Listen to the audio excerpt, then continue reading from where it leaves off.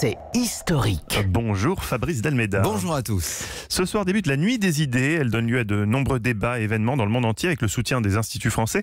Une initiative qui vous a donné envie de revenir aux sources, Fabrice. Bah oui, quand on parle d'idées, comment ne pas être tenté de revenir à Platon, lui qui pensait que les idées avaient une existence première avant même la réalité qui nous entoure. Et Platon, en digne héritier de Socrate, aimait dialoguer. C'était un des éléments de sa pédagogie quand il a fondé son école, l'Académie, en 387 avant notre ère à Athènes, une école qui a duré 3 siècles. Platon, c'est l'allégorie de la caverne. Certains des auditeurs doivent s'en souvenir. Un homme qui a toujours vécu dans une caverne ne perçoit du monde extérieur que les ombres projetées par un feu. En sortant de la caverne, il sera ébloui par le soleil, mais s'il persiste, il découvrira les merveilles du monde sensible. C'est évidemment une métaphore pour évoquer la découverte des idées par le philosophe, des idées donc, qui vont au-delà des apparences et des fausses évidences et qui permettent le meilleur gouvernement.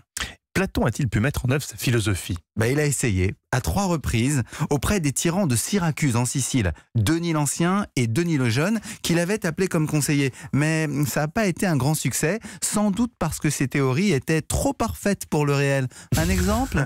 Oh oui, allez-y, je vous en prie. Bon, alors sur l'amour, Platon met dans la bouche d'un de ses personnages, Aristophane, dans son livre Le Banquet, l'idée que les êtres humains, au départ, composaient une sphère, avec 4 jambes, 4 mains et 2 sexes. Et puis, Zeus les a coupés en 2, et depuis, chacun cherche sa moitié. Poétique. Oui, une théorie qui évidemment aujourd'hui n'est pas politiquement correcte, et qui déjà à son époque devait être contestée, mais une idée, en tous les cas, qui peut alimenter bien des nuits de débats, et peut-être aussi des ébats.